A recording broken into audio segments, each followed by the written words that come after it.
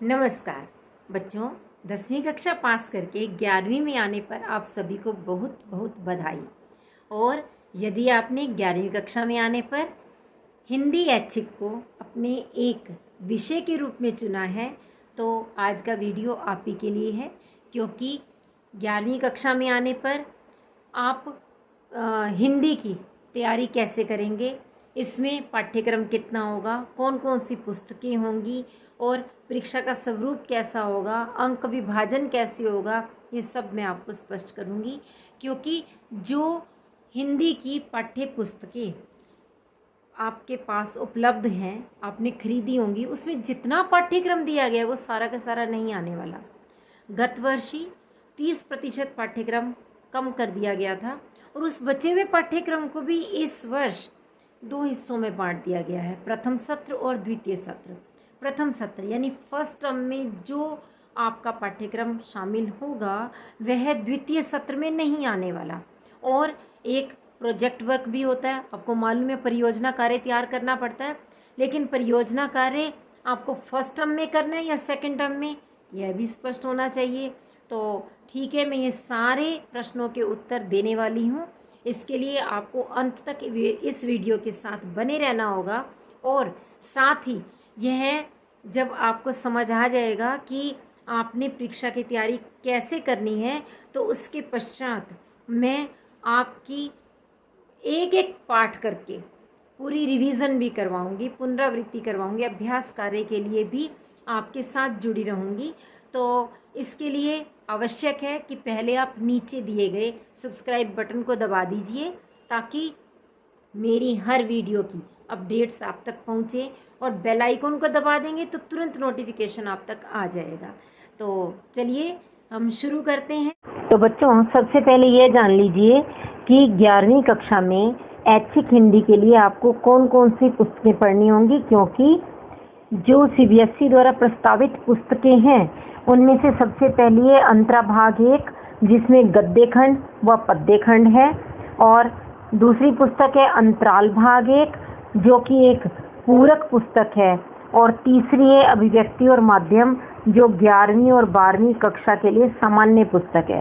इसे कुछ पाठ 11वीं के लिए निर्धारित हैं और कुछ पाठ 12वीं के लिए निर्धारित हैं।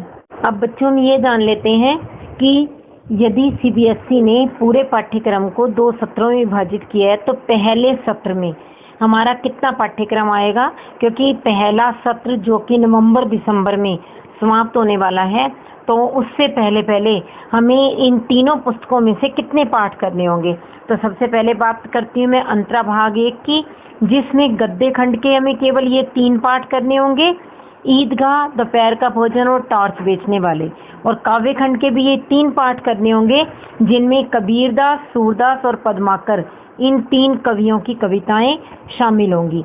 जो दूसरी पुस्तक है अंतराल भाग 1, उसके अंदर केवल एक ही पाठ आने वाला है, मोहन राकेश जी का अंडे के छिलके, और तीसरी अभिव्यक्ति और माध्यम में से 3 पाठ आएंगे, जनसंचार माध्यम, पत्रकारिता के विविध आयाम और डायरी लिखने की कला।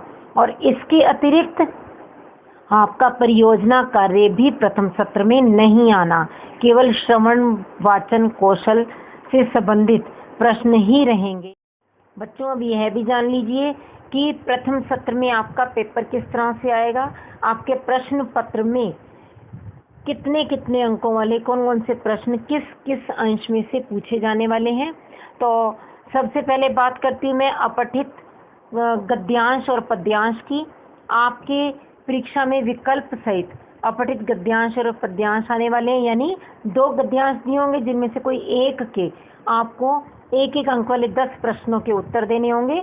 इसी तरह से दिए गए 2 अपठित पद्यांशों में से किसी एक अपठित पद्यांश के 8 प्रश्नों के उत्तर देने होंगे, और ये सभी बहुविकल्पीय होंगे, मतलब हर प्रश्न के 4 विकल्प दिए होंगे, जिनमें से आपको एक उत्तर सही वाला छांटना होगा।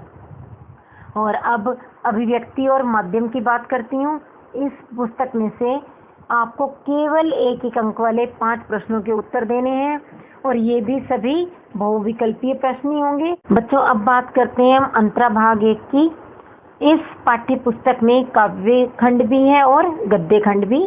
तो आपके 2 प्रश्न तो ऐसे आएंगे जो कि पठित काव्यांश और गद्यांश पर आधारित हैं, यानी आपको एक गद्य का भाग दे दिया जाएगा और उस पर आधारित छोटे छोटे से 5 प्रश्न पूछे जाएंगे, और इसी तरह से एक काव्यांश भी दे दिया जाएगा, उसी पर आधारित 1-1 अंक वाले 5 प्रश्न पूछे जाएंगे, और ये सभी बहुविकल्पीय होंगे। इसके अतिरिक्त बच्चों गद्यांश पद्यांश दिए बिना ही अंतरा भाग 1 के 6 प्रश्नों में से 4 1-1 अंक वाले ऐसे प्रश्न भी पूछे जाएंगे जिनके आपको सही विकल्प छांटने होंगे। इसके साथ ही जो आपकी तीसरी पुस्तक है अंतराल भाग 1, जो कि पूरक पुस्तक है, इसमें से केवल 1-1 अंक वाले 3 प्रश्न ही पूछे जाने हैं, ये भी बहुविकल्पी होंगे। तो बच्चों इस प्रकार आपने देखा कि 18 अंकों का अपठित गद्यांश पद्यांश, 5 अंक का अभिव्यक्ति माध्यम, 14 अंक अंतरा भाग 1 और 3 अंक अंतराल भाग 1 के, और साथ ही 10 अंक आंतरिक मूल्यांकन के श्रवण वाचन के हैं। इस प्रकार कुल 50 अंकों का आपका यह प्रथम सत्र का प्रश्न पत्र बनेगा। अब आप देखिए कि आपके द्वितीय सत्र में कौन कौन से पाठ आने वाले हैं। अंतरा भाग 1 में केवल 3 पाठ आएंगे, गूंगे, ज्योतिबा फुले और खाना बदोश। ये तीनों पाठ जो है गद्य खंड में से, और काव्य खंड में से महादेवी वर्मा, नागार्जुन और धूमिल की कविताएं आएंगी।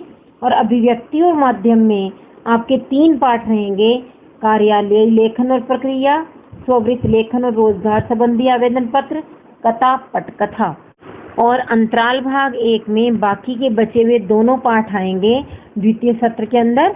मकबूल फिदा हुसैन द्वारा रचित हुसैन की कहानी अपनी ज़बानी, और दूसरा विष्णु प्रभाकर जी द्वारा रचित आवारा मसीहा दिशाहारा। तो यह हमारा द्वितीय सत्र का पाठ्यक्रम रहेगा।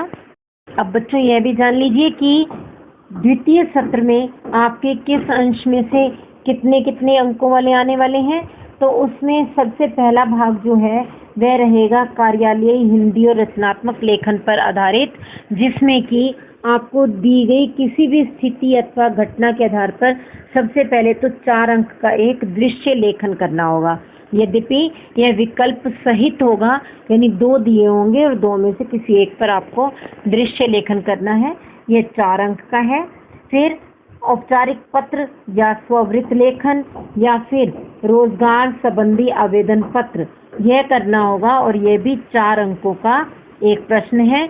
और तीसरे स्थान पर आपको प्रतिवेदन या प्रेस विज्ञप्ति, परिपत्र, कार्यसूची, कार्यवृत्त आदि से संबंधित कोई दिए गए 2 प्रश्न करने होंगे। एक प्रश्न 3 अंक का और दूसरा 2 अंक का, यानी कुल 5 अंकों का प्रश्न पत्र।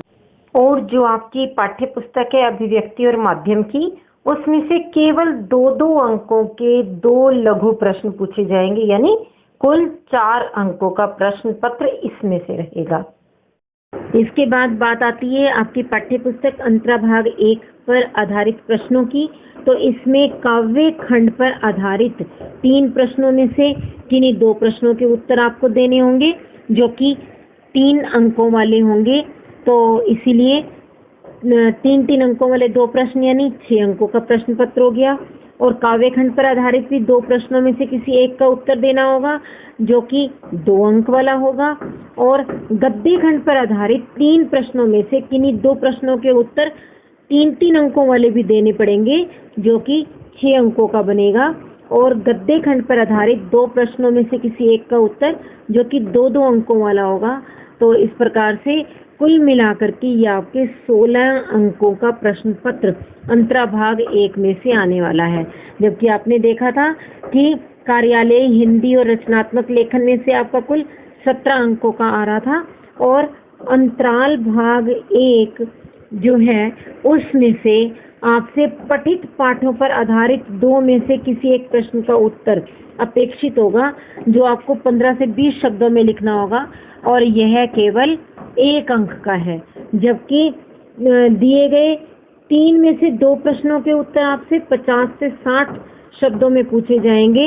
ये 3-3 अंकों वाले 2 प्रश्न होंगे, तो इस तरह से कुल 6 अंकों का बनेगा। यानी आपने देखा यहाँ इस पुस्तक में से 7 अंक का प्रश्न पत्र आपसे पूछा जा रहा है। तो यह 7 और 16, 23 और 17, 40, कुल 40 अंकों का प्रश्न पत्र लिखित रूप में है और बाकी के 10 अंक आंतरिक मूल्यांकन के, जो कि परियोजना कार्य के लिए होंगे। यह परियोजना कार्य जो है आपकी कक्षा अध्यापिका, आपकी विषय अध्यापिका आपको विषय बता देंगी कि आपको किसके ऊपर लिखना है, और जिस पर आप करीब करीब 10 पेज का परियोजना कार्य करते हैं। और इस प्रकार यह कुल 50 अंकों का आपका द्वितीय सत्र का प्रश्न पत्र रहता है। तो 50 अंकों का आपका प्रथम सत्र था, 50 अंकों का द्वितीय सत्र, कुल 100 अंकों का आपका हिंदी विषय। बच्चों, मैं समझती हूँ कि अब आपको ये स्पष्ट हो गया होगा कि आपने कितना पाठ्यक्रम तैयार करना है, किस तरह से तैयारी करनी है और किस किस अंश पर विशेष रूप से ध्यान देना है। क्योंकि जो आपका प्रथम सत्र है वह केवल वस्तुनिष्ठ ऑब्जेक्टिव टाइप होने वाला है, लेकिन इसके लिए आपको तैयारी तो पूरी अच्छी तरह से ही करनी होगी। हर पाठ को, हर लाइन को ध्यान से पढ़ना होगा, ताकि कहीं से भी प्रश्न आ जाए आप उत्तर दे सकें। और यदि आपको अपने आप इसमें करने में असुविधा होती है तो मेरे चैनल पर पूरे पाठ्यक्रम की वीडियोस उपलब्ध हैं, आप उन्हें देख सकते हैं, उनसे पाठ समझ सकते हैं। और यदि आपको ऐसा महसूस होता है कि वस्तुनिष्ठ प्रश्नों के भी अभ्यास के लिए आपको मेरी मदद की आवश्यकता है तो आप मुझे कमेंट बॉक्स में लिखकर भेजिए। मैं उसी पाठ पर वस्तुनिष्ठ प्रश्न, ऑब्जेक्टिव टाइप क्वेश्चंस बना करके आपको दूंगी, ताकि आप उससे अपना अभ्यास कर सकें। मेरी शुभकामनाएं आपके साथ हैं बच्चों। और आप यह वीडियो देखने के बाद कमेंट बॉक्स में मुझे अवश्य बताइए कि आपको ये कैसा लगा। यदि पसंद आया हो तो इसे लाइक कीजिए, अपने मित्रों के साथ शेयर कीजिए। आपको सिर्फ इतना करना होगा, अपनी कक्षा के व्हाट्सएप ग्रुप पर इसे डाल देना होगा, ताकि आपके बाकी मित्रों को भी इससे जानकारी मिल सके। ठीक है बच्चों, तो फिर मिलेंगे अगले वीडियो में। धन्यवाद।